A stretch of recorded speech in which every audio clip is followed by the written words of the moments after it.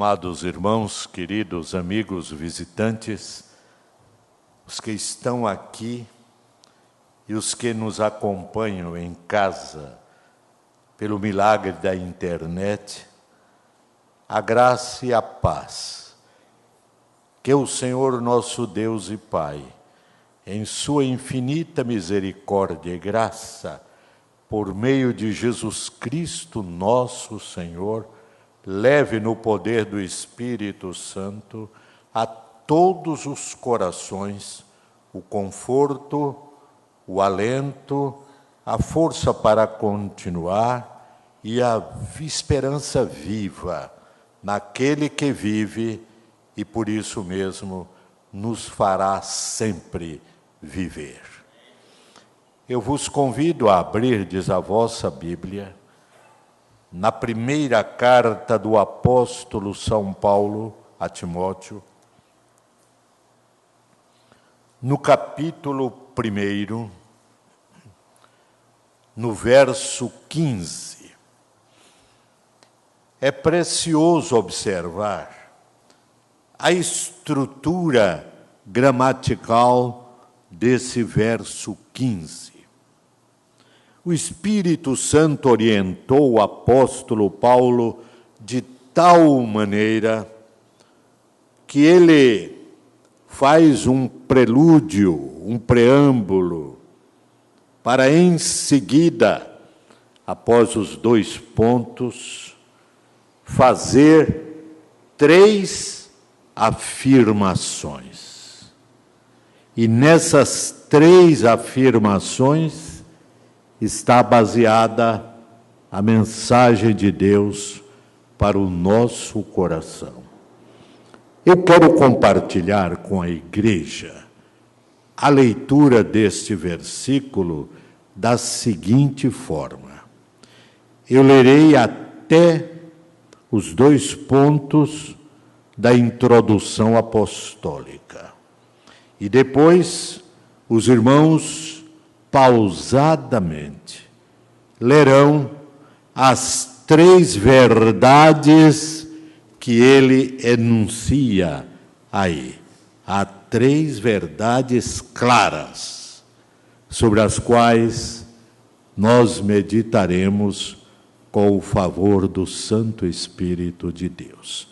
Então leiamos assim. Eu pararei nos 2 pontinhos que marca o fim da introdução do apóstolo.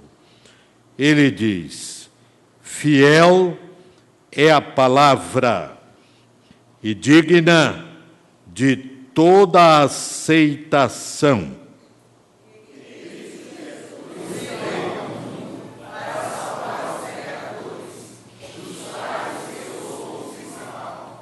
Que o Santo Espírito de Deus, que dos céus inspirou esta palavra, a aplique com poder e grande graça ao nosso coração.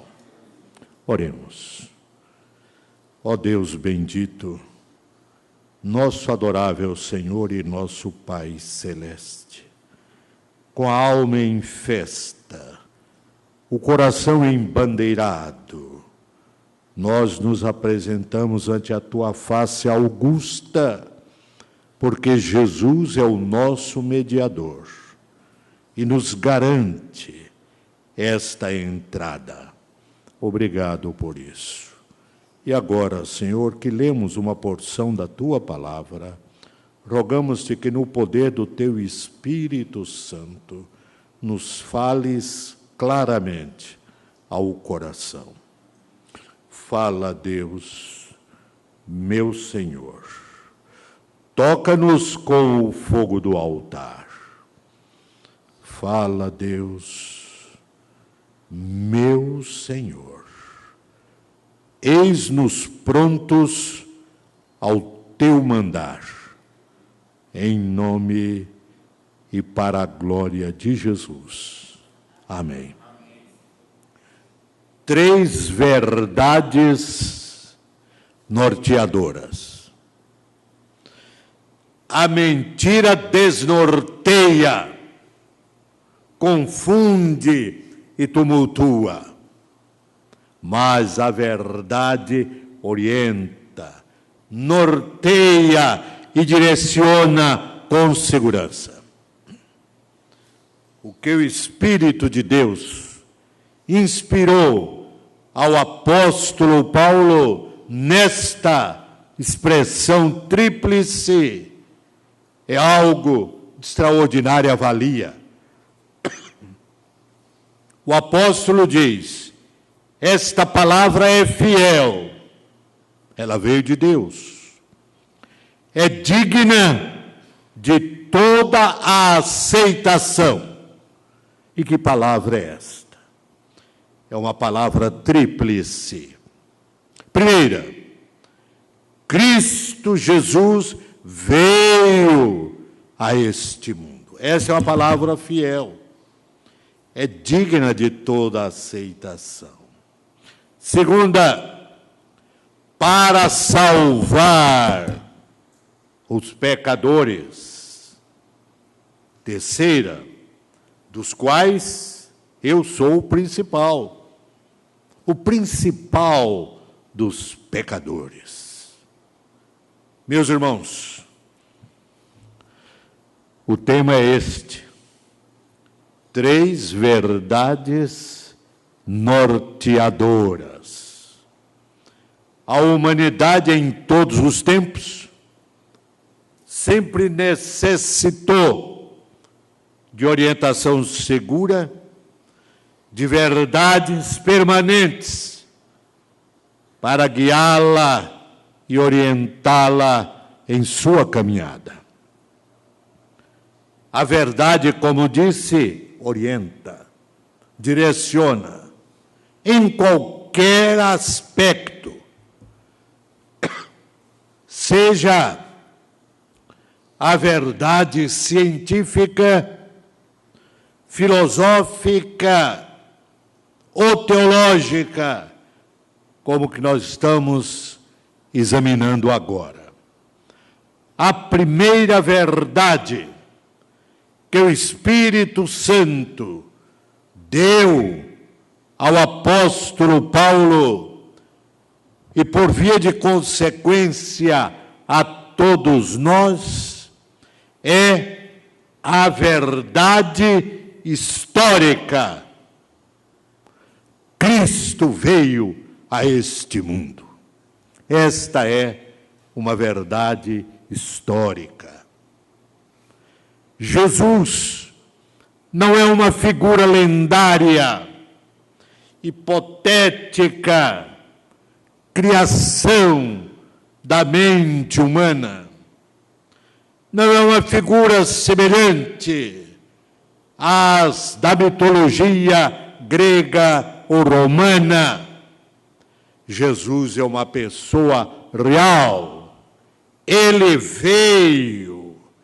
É uma realidade histórica a vinda do Senhor Jesus. A própria história humana está dividida em 2 grandes fases: antes e depois de Cristo. A realidade histórica da vinda de Jesus é tão grande, é tão marcante, que divide a própria história. Hoje nós estamos vivendo o final do ano 2012. Qual é a referência? Qual é o ponto de partida para a contagem desta cronologia? Ano 2012, depois de Cristo. Cristo Jesus veio ao mundo. É a realidade histórica para a qual o apóstolo chama a nossa atenção. Quando nós morávamos aqui, naquela década de 60 e 70, eu fiz parte do Rotary Clube da Bahia, levado que fui pela influência, pela amizade do Dr. Joaci Góes.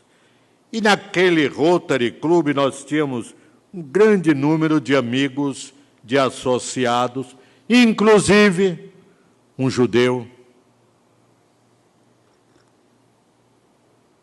chamado Jaime Saponic, de uma loja de móveis aqui, na Baixa dos Sapateiros.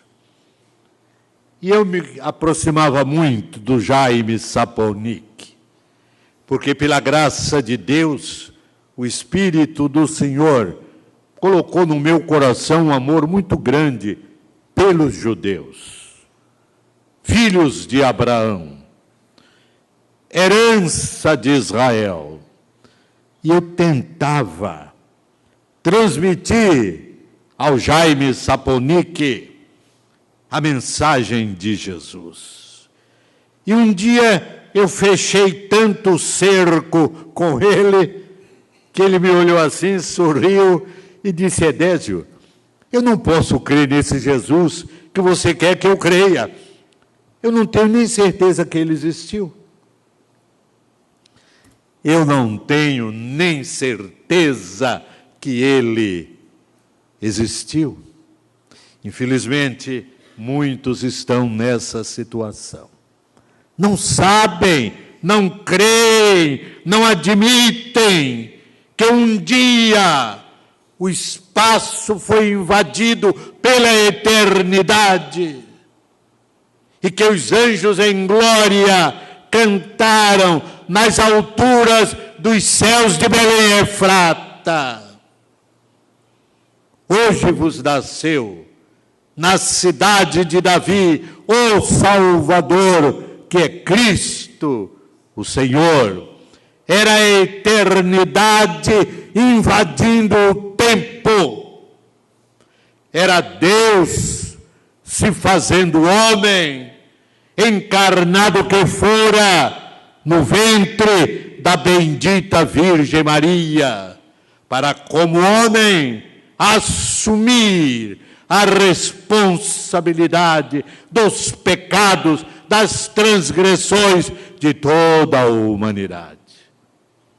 E viveu como homem entre nós até os 33 anos, quando foi crucificado, morto, sepultado, para depois ressurgir em glória, como Deus, voltar ao trono celeste, assentar-se à direita da majestade e poder dizer às gerações futuras: porque eu vivo, vós vivereis.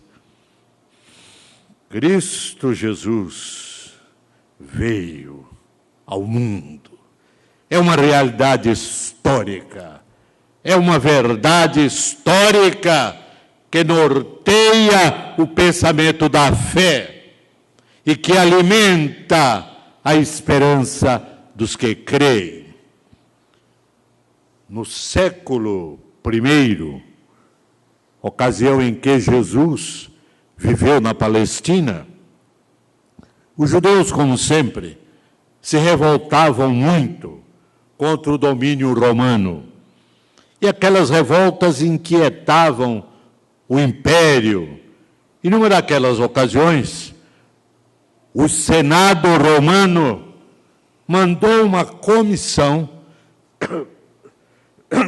de homens notáveis, senadores, para dialogarem com os líderes judeus e ver se acalmavam aquelas revoltas. E após chegarem lá e tentarem por alguns dias os diálogos com a liderança judaica, um senador chamado Públio Lentulus escreveu uma carta ao Senado romano. E na carta, Públio Lentulus dizia: senhores senadores, no momento em que vos escrevo, existe aqui na Judeia um homem chamado Jesus. Muitos o têm como filho do Deus poderoso. Outros o detestam e o perseguem, especialmente a liderança dos judeus. Este homem traz o cabelo e a barba à moda dos nazarenos. Prega com majestade. Ninguém jamais o viu rir. Muitos o têm visto chorar, não poucas vezes. Os líderes judeus o perseguem. As crianças se acomodam tranquilamente nos seus braços e sentam-se no seu colo. E prossegue por aí o senador romano, informando ao Senado em Roma de que naquela hora existia na Judeia um homem chamado Jesus, com estas características sobrenaturais que ele tenta resumir. Cristo Jesus veio ao mundo. É uma realidade histórica, indiscutível, apesar da incredulidade de alguns. Cristo não é uma figura lendária. Cristo é real. Ele veio, nasceu como homem, viveu entre os homens para levar os homens a Deus. Quando Jesus nasceu, a estrela no Oriente, vaticinada pelos profetas, apareceu.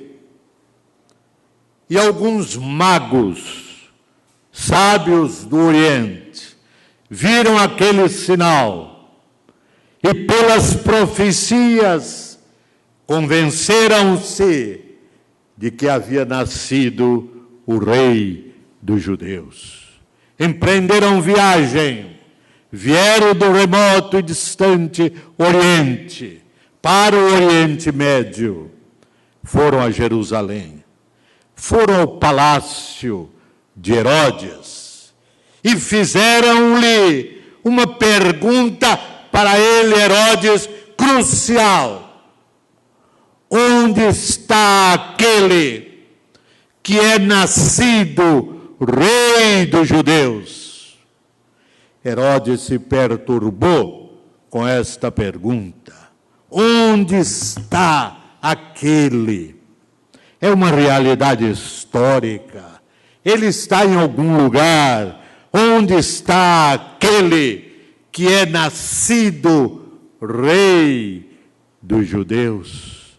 Sim, meus irmãos, o apóstolo tem razão, porque inspirado pelo Espírito Santo, chama a nossa atenção para a realidade da vinda de Jesus a este mundo.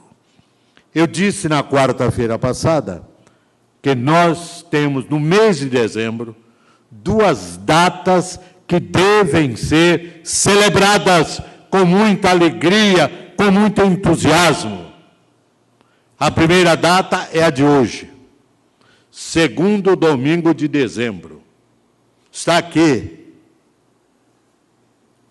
O segundo domingo de dezembro, entre nós, é o dia da Bíblia, deste livro de Deus, ao qual nós devemos amar com muita estreiteza de coração, com profundidade de alma, no qual devemos crer com todas as veras do nosso espírito, o qual devemos proclamar com todo o entusiasmo de nossa alma.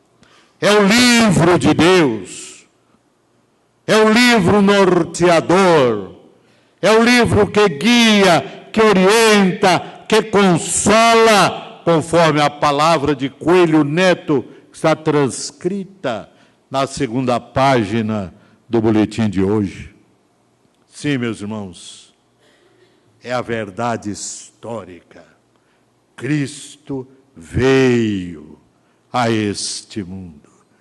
Pelo amor de Deus, Deus amou de tal maneira o mundo, que deu seu Filho unigênito, para que todo aquele que nele crê, não pereça, não se perca, mas tenha a vida eterna. Essa é a verdade histórica. Cristo veio. Mas eu falei de duas comemorações. A segunda está vindo.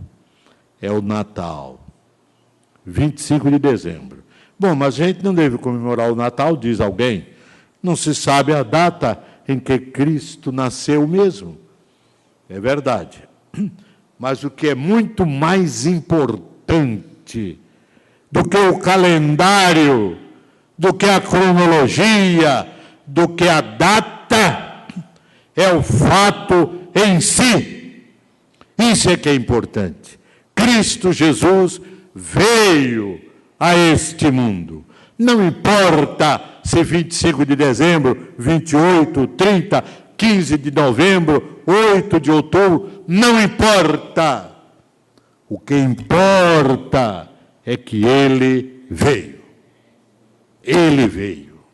E esta vinda se reveste de tamanha significação que deve ser celebrada, se possível, todos os dias, todas as noites, dando glórias a Deus, glorificando ao Senhor, porque Cristo veio.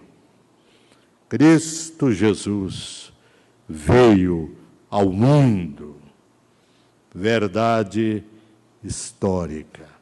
Mas o apóstolo prossegue e vem a segunda afirmativa, introduzida com uma conjunção explicativa. Para que, irmãos? Salvar os pecadores. Eis a segunda verdade norteadora. A primeira é uma verdade histórica. Ele veio. A segunda é uma verdade doutrinária, teológica. Veio para salvar. Esta é a razão pela qual Jesus Cristo veio. Não há outra razão. Esta é a única razão pela qual o concerto, o conselho da eternidade se reuniu um dia. Dia é uma maneira de expressar em nossa linguagem humana, é uma linguagem antropomórfica, porque não era dia, era uma época na eternidade, em que o conselho da eternidade se reuniu, constituído do Pai, do Filho e do Espírito Santo, e acertaram. O Filho vai descer à terra, vai se encarnar no ventre de uma virgem especial, bem-aventurada, bendita, pura. E dali ele vai nascer para salvar o pecador. Então ficou estabelecido no conselho dos céus que Jesus viria com esta finalidade. E Paulo agora recebe do Espírito Santo de Deus esta informação para nós. Esta é uma palavra fiel, digna de toda aceitação, que Cristo Jesus veio a este mundo, verdade histórica, para salvar os pecadores, verdade doutrinária, verdade teológica, fora da qual não há esperança alguma para a humanidade. O poeta sacro diz: foi Jesus quem abriu o caminho para o céu. Não há outro meio de ir. Notem bem, irmãos, não há outro meio de ir. Nunca irei entrar no celeste lar se o caminho da cruz errar. Ele veio para salvar os pecadores. A primeira pessoa após o nascimento de Jesus que disse isso foi o anjo. Desceu lá nas planuras de Belém e Efrata. E os pastores, assustados, entram em pânico. E o anjo lhes diz: não temais, eis aqui, vos trago novas de grande alegria, que será para todo o povo. É que hoje, na cidade de Davi, Belém, vos nasceu não é vos nasceu o Salvador, que é Cristo o Senhor. Isso vos será por sinal: achareis uma criança envolta em faixas, em panos, e deitada numa manjedoura. Quanta pobreza, quanta limitação veio suportar desde o nascimento o Rei dos Reis e o Senhor dos Senhores. Mas por nossa causa, para o nosso bem, Cristo Jesus veio ao mundo, é a verdade histórica, para salvar os pecadores, é a verdade doutrinária, é a verdade teológica. O próprio Jesus, mais tarde, entrando em casa de um publicano chamado Zaqueu, levando-o ao arrependimento, Jesus, contente em seu coração com a atitude de Zaqueu, disse: hoje entrou a salvação nesta casa. Quando Jesus entra no coração, na casa, aí entra a salvação. E completa o Senhor, porque o Filho do Homem, Ele mesmo, veio buscar e salvar o que se havia perdido. O Filho do Homem veio buscar e salvar o que se havia perdido. Só Ele, somente Ele. Quando o apóstolo Paulo, este mesmo Paulo aqui, estava preso na cidade de Filipos, por causa do Evangelho, lá na masmorra, no mais fundo do cárcere, preso, pés e mãos com algemas, ele e o seu companheiro Silas surpreendem os outros prisioneiros, porque ao invés de praguejarem, de reclamarem, oravam e cantavam hinos a Deus. De repente, desce um anjo, abala aquele cárcere, há um terremoto, as portas se abrem, as algemas se soltam, o carcereiro em pânico quer suicidar-se. E Paulo, do fundo da prisão, grita ali: não te faças nenhum mal, todos estamos aqui. A autoridade moral do apóstolo não permitira que ninguém fugisse. Todos estamos aqui. E aquele carcereiro atônito entra lá para o fundo do cárcere com uma candeia na mão e, trêmulo, ajoelha-se e pergunta a Paulo e a Silas: senhores, que hei de fazer para me salvar? E a resposta da convicção, da fé, é imediata: crê no Senhor Jesus Cristo e serás salvo, tu e a tua casa. Só Jesus veio para salvar os pecadores. Numa certa cidade nossa, uma senhora já de meia idade para frente, por influência de uma vizinha sua, que foi ler a Bíblia com ela, foi ler os evangelhos com ela, aquela senhora se converteu. E, claro, era uma senhora muito religiosa, com a sua família toda. A família ficou contrariada, porque não podia admitir que aquela irmã, que aquela prima, agora, naquela altura da vida, deixasse a religião na qual nascera e se criara para se tornar uma protestante. E aquilo foi um alvoroço na família. Mas ela ficou firme. Ela disse: eu tenho a Jesus, eu conheço a Jesus agora, como nunca o conheci, graças à sua palavra. Ficou firme. Mas ela adoeceu pouco tempo depois, estava às portas da morte. Uma sua irmã, muito religiosa, muito preocupada com a alma da irmã, não queria que a irmã morresse sem a confissão e a extrema unção.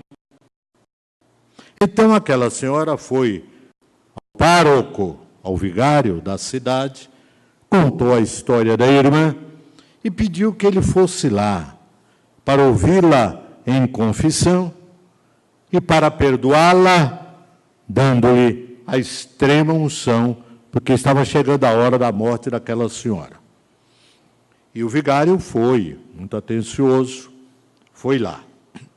Levaram-na, falaram com ela, ela estava já no fim. Respiração ofegante, funda, difícil, mas lúcida.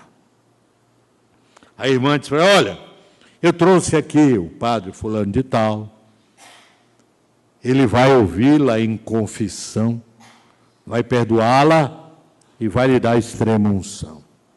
O padre se aproxima e diz: minha irmã, eu vim ouvi-la em confissão para lhe perdoar os pecados. Aquela anciã, já nos estertores, nas agonias da morte, ela disse: padre, me dê a sua mão. E o padre estendeu a mão.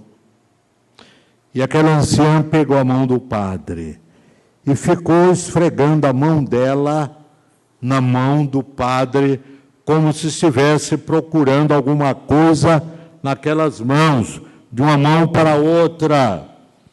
E depois de apertar muito, pegar muito nas mãos do sacerdote,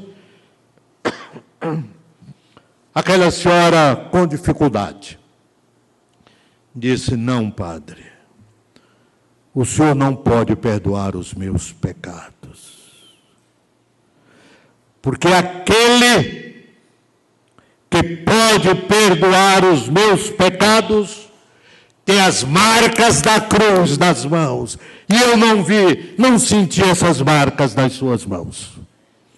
O senhor não pode me perdoar.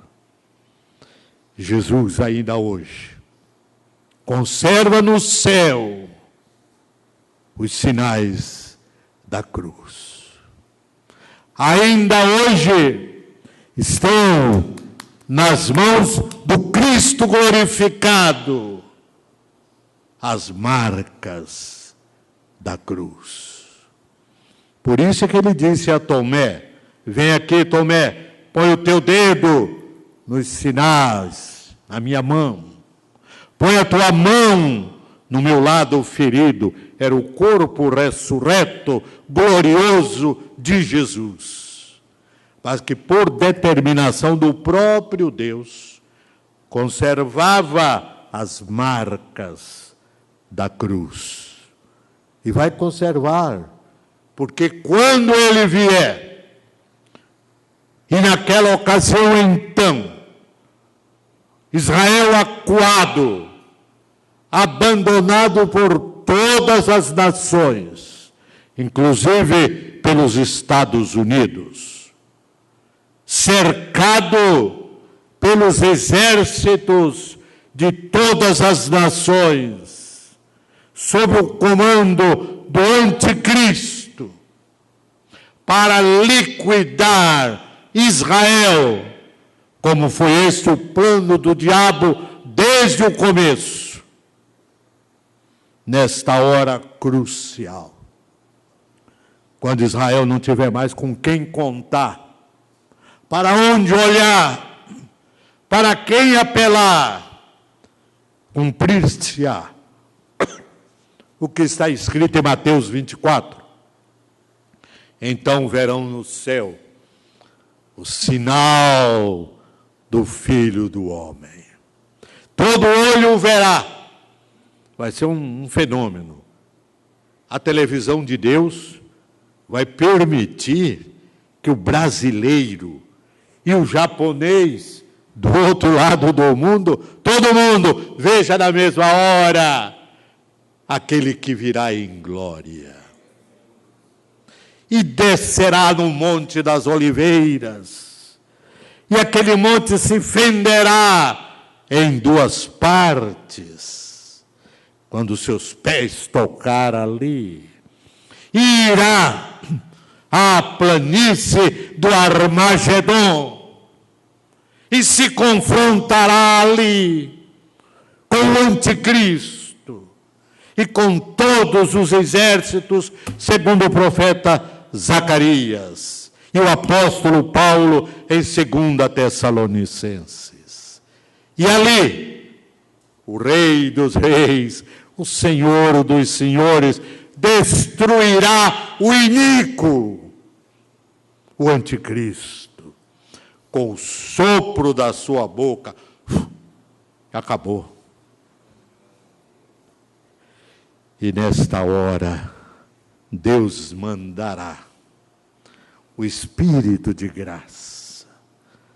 E Israel entrará num pranto convulsivo, sem paradeiro, chorará como quem chora a morte do filho primogênito. E verão aquele a quem crucificaram, aquele a quem feriram. Verão, está escrito, verão aquele a quem traspassaram. E em lágrimas, e em pranto, olharão para ele, verão as marcas da cruz, e lhe perguntarão: que feridas são estas nas tuas mãos? Que cicatrizes são estas nas tuas mãos?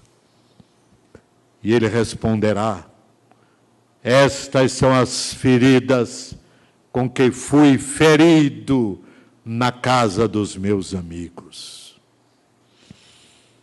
Veio a este mundo, verdade histórica, para salvar os pecadores, verdade doutrinária, verdade teológica. Fora de Jesus não há meio de salvação. Os homens têm inventado muita coisa, Alguns inventaram o purgatório. É uma invenção humana. Tem nada disso na Bíblia. Inventaram o purgatório. Você morre e tem que ir para o purgatório. A palavra purgatório significa lugar de purgação, de purificação. Você vai purgar, vai pagar o resto dos seus pecados. Essa doutrina estapafúrdia, estranha, porque é antibíblica. Leva a humanidade por descaminhos lamentáveis. Em primeiro lugar, não existe esse lugar chamado purgatório. Em segundo lugar, se existisse, desmentiria a palavra de Deus. A palavra de Deus nos ensina que o sacrifício de Jesus é suficiente para nos perdoar os pecados. O sangue de Jesus Cristo nos purifica de todo o pecado. Não fica sobra, não fica saldo, não fica resto para pagar no purgatório. Essa doutrina desmente a palavra de Deus e diz que o sacrifício de Jesus não é suficiente para perdoar os pecados. É preciso ir para o purgatório. Mas, felizmente, é uma invenção humana. Não tem nenhuma base bíblica e, por isso, não é verdadeira. Outros inventaram a reencarnação. Você morre, tem de nascer de novo, morre, nasce outra vez, morre, torna a nascer, para nessas sucessivas reencarnações ir se purificando, ir se limpando dos males da sua vida pretérita. Também, felizmente, não é assim. A palavra de Deus é lâmpada para os nossos pés, luz para o nosso caminho, porque ela veio de Deus, é suficiente. Cristo Jesus veio ao mundo para perdoar, salvar os pecadores. Por isso, um dos nossos poetas sacros, que me encanta o coração, começa o poema dizendo: buscou-me com ternura Jesus, o bom pastor. Achou-me na miséria, salvou-me com amor. Nos céus cantaram hinos de alegria, anjos sim, em harmonia. Oh, que amor grandioso! Preço tão glorioso que Jesus na cruz pagou. Inaudita graça me mostrou. É esta verdade doutrinária, teológica. Jesus veio para salvar os pecadores. E agora vem a última verdade do texto. Os irmãos já sabem qual é ela. A última verdade. Dos quais? Que coisa admirável. É a verdade do reconhecimento pessoal. Eu sou o principal dos pecadores. Cristo Jesus veio ao mundo para salvar os pecadores, dos quais eu sou o principal. Verdade do reconhecimento pessoal. O apóstolo Paulo reconhece que ele é um pecador e se considera o principal e tem uma justificativa para isso. Ele diz: porque eu persegui a igreja do Senhor. E, de fato, ele foi o grande e o maior perseguidor entre os judeus da igreja primitiva. Arrastava às prisões crianças, mulheres, homens, todo mundo. Decretava-lhes a morte. Autorizou o apedrejamento de Estevão, o primeiro mártir do cristianismo. Eu sou o principal. É preciso que haja da parte do homem e da mulher esse reconhecimento. Na década de 70, quando eu estava aqui como pastor efetivo desta igreja, uma senhora começou a frequentar a igreja. E nós marcamos uma visita à sua casa. Eu fui com algumas pessoas e começamos a conversar com o esposo dela, que não sendo crente, não vinha aqui, mas era um boa praça, um sujeito bom. E nós conversamos com aquele cidadão. E, a certa altura, ele me surpreendeu com uma declaração.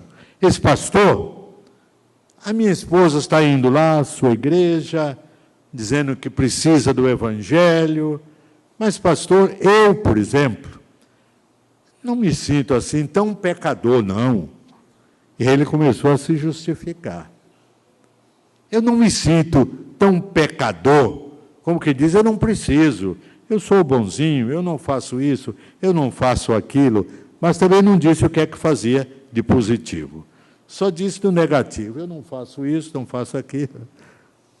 E eu ouvi aquele senhor, e depois que ele expôs a sua autojustificação,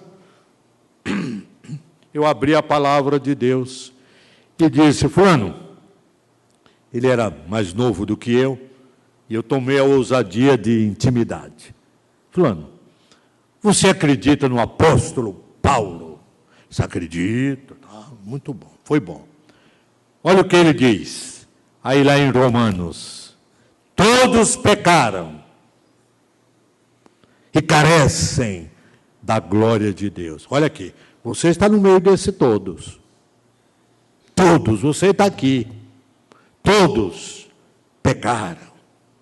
Você é pecador, quer que você creia ou não, quer aceite, quer não, você é pecador e carece da graça salvadora de Jesus. Ele parou, tomou um susto, e depois fizemos outras visitas. E para a glória do Senhor, e a alegria do nosso coração, aquela senhora e ele fizeram profissão de fé, foram recebidos aqui. E há algum tempo eu estava em casa da doutora Idalina, eu, a minha esposa, mas alguém, numa festa de aniversário, dessas boas e grandes, que só a Idalina sabe dar. E, de repente, eu fui chamado a atenção para a presença de um casal. Eu me lembrei, eu acho que eu conheço aquela gente, aquela moça eu acho que eu conheço. Aí perguntei a alguém, quem é aquela moça? Noiva do moço lá. Aí alguém disse, é filha de fulano, que era aquele que não se sentia pecador, mas que depois reconheceu o seu pecado e a sua necessidade de Jesus. A filha dele, membro da igreja, crente, ao lado do seu noivo, para formarem um futuro lar. Reconhecimento pessoal é a terceira verdade apostólica, dos quais pecadores eu sou o principal. Querido irmão distinto, Cristo Jesus veio ao mundo para salvar os pecadores, dos quais eu sou o principal. Reconheça isso, porque sem isso não há possibilidade alguma de você ser salvo. Queridos irmãos, para terminar, eu peço que, por favor, você abra aí o seu hinário no hino 336. 336. Veja o que está escrito aí para nós encerrarmos este pensamento.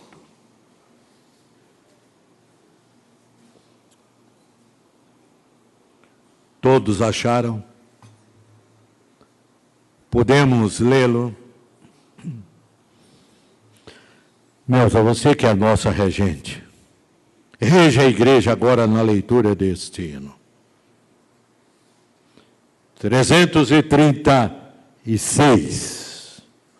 Não é para cantar, é somente para ler. A primeira, já está lá.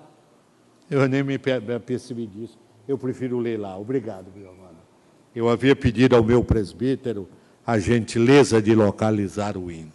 Então, lê com a congregação toda essa primeira estrofe. Vamos ler pausadamente. Eu, remido... Aí, eu perdido pecador. Essa é a situação de todos nós, longe do meu Jesus. Vamos lá. Me encontrava sem vigor, a perecer sem luz. Essa é a triste situação de quem ainda não tem uma experiência de salvação com Jesus. Mas vem o reverso da medalha. O que é que diz?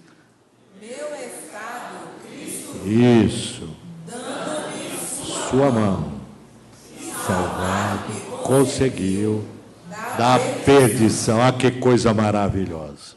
Jesus vê, e ele diz para nós, olha, a sua justiça, está escrito lá no profeta Isaías, que a justiça humana, a perfeição humana, a santidade humana não passa de trapos de imundície.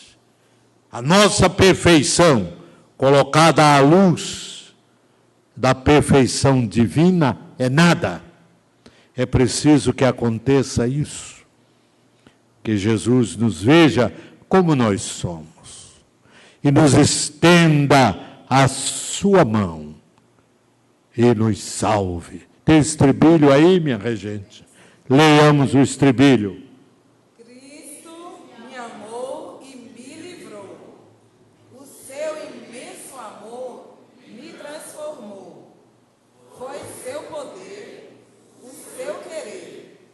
Sim, Cristo, o Salvador, me transformou. É Ele, e somente Ele.